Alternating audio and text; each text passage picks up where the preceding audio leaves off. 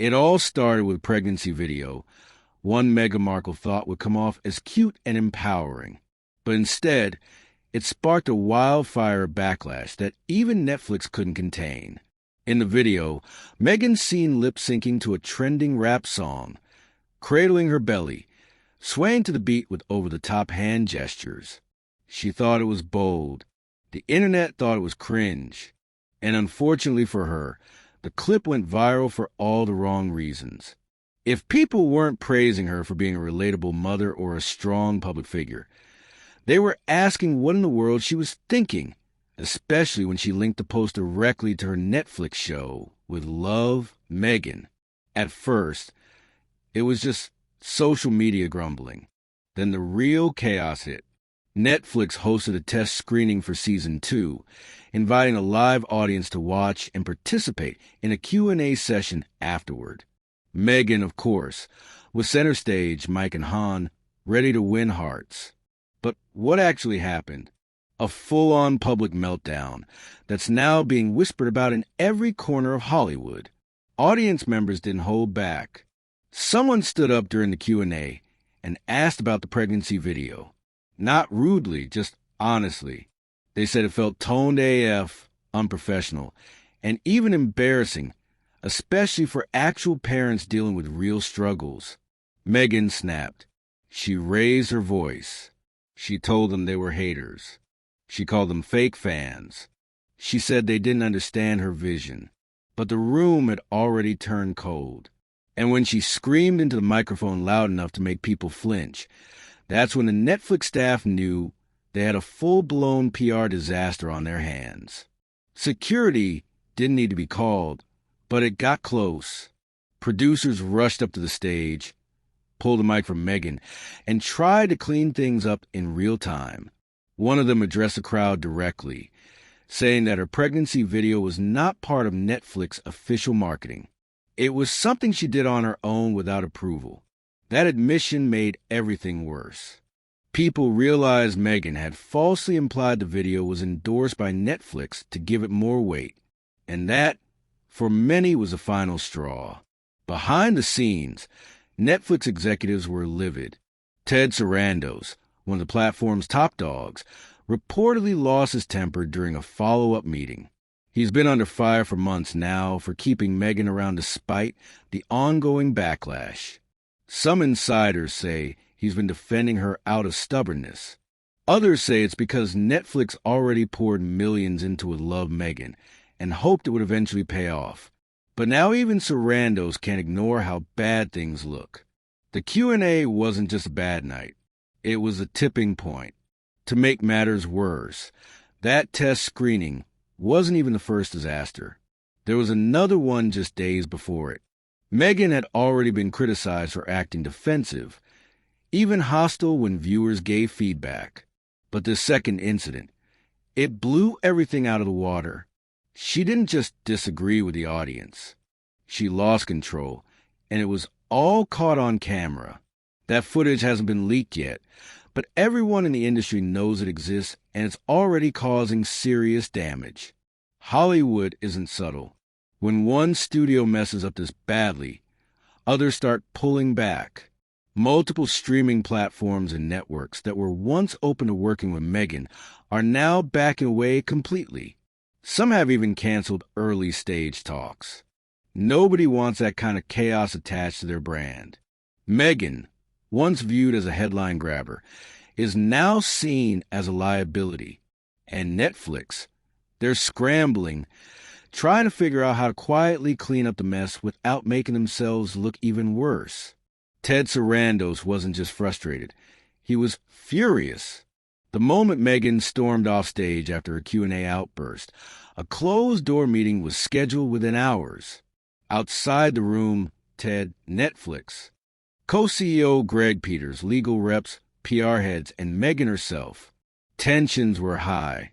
Meghan came in visibly agitated, already crafting a defense. She insisted the pregnancy video was a creative expression, something meant to spark dialogue and show real motherhood. But nobody in that room was buying it. Ted had enough. He laid it all out. Her actions were making Netflix look unprofessional, out of touch, and desperate. And it wasn't just about the video. It was a snowball of chaos that had built up since With Love Meghan started. The show was already on thin ice. Critics trashed the first season. Viewers dropped off after the first 2 episodes. And internally, even Netflix employees had joked that they were just riding out her contract to avoid more backlash. But now, legal teams were combing through that contract to find any possible way to cut it short without causing a bigger PR storm. The PR team was clear. The damage control needed to start immediately. They wanted Meghan to release a carefully worded statement. Something calm, something humble, something that could make people feel like she understood the backlash. But she flat out refused. Said she wasn't going to apologize for being passionate. Said she was tired of being silenced. That moment, insiders say, is when Greg Peters leaned over to Ted and whispered something that changed everything. She's not going to change. From there, the studio started shifting strategies. First, they pulled the plug on all upcoming Q&A sessions. Any remaining promotional screenings were to be shown with no live appearances and no open feedback. Meghan would still be present in official trailers and posters.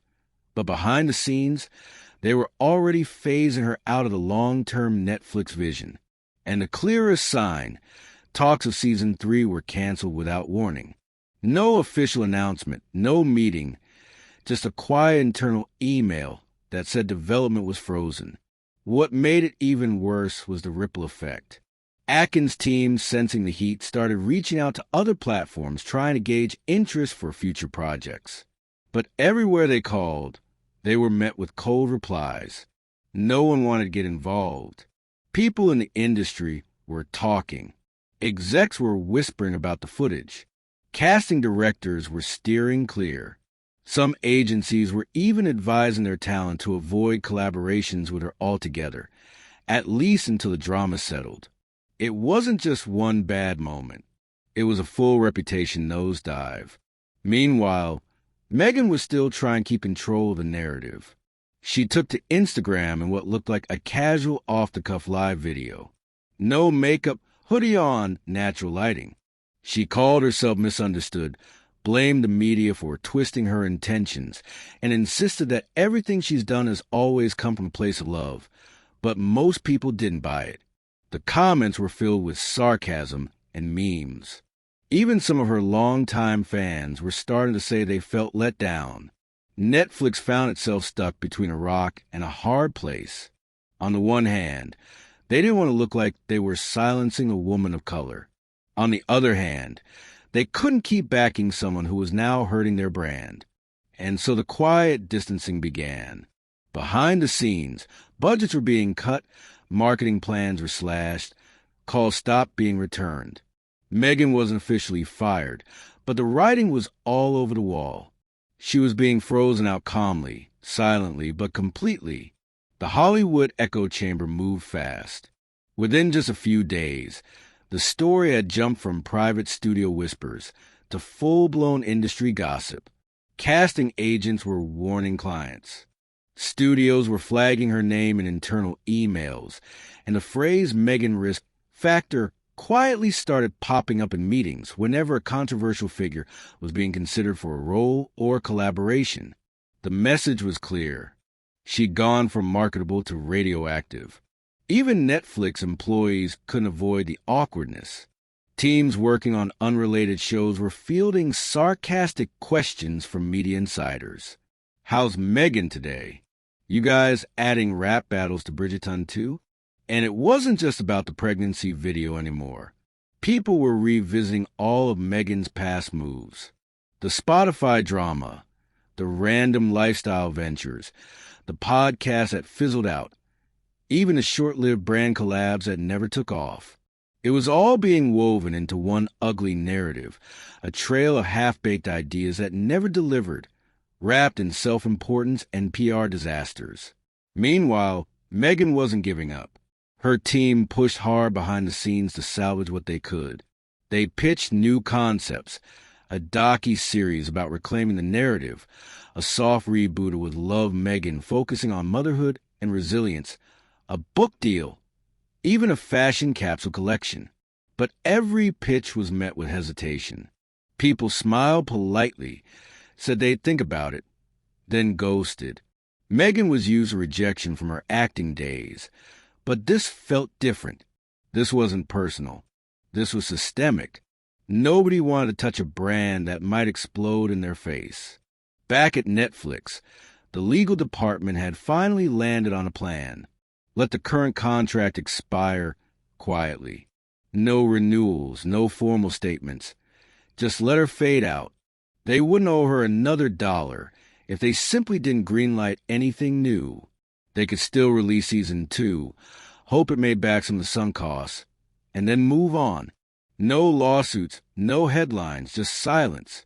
But even that strategy came with risk. What if Meghan didn't stay silent? What if she flipped the script and started blaming Netflix for everything, painting herself as a victim of corporate politics and industry bias? That possibility kept the PR team on edge. They started preparing statements, drafting responses, working out plans in case she went public with anything dramatic. Then came the final blow. A major Hollywood trade publication ran a long, form feature detailing everything. They had anonymous sources confirming the test screening disaster. They described the screaming incident in brutal detail. They even quoted one exec saying, "We had to take the mic out of her hand before she dug the hole any deeper." The story went viral instantly. Everyone had an opinion. Celebs weighed in. Comedians made jokes. Reaction videos flooded YouTube. And Meghan, she went quiet. No Instagram lives, no statements, no brand plugs. For the first time in a long time, there was just silence. People close to her said she felt blindsided, that she didn't realize how fast things had spiraled, that she was stunned Netflix didn't defend her. But others said she knew exactly what was happening, and she just didn't know how to fight it. As for Netflix, they cut their losses. They focused on other shows, pushed newer talent, and enclosed. Meetings. They swore never again gamble on a personality over proven content. No matter how famous, no matter how loud. Meghan Markle, once seen as the next big thing in Hollywood reinvention, became a cautionary tale. Not because she failed, but because she underestimated how fast a game can turn when you're no longer the one calling the shots.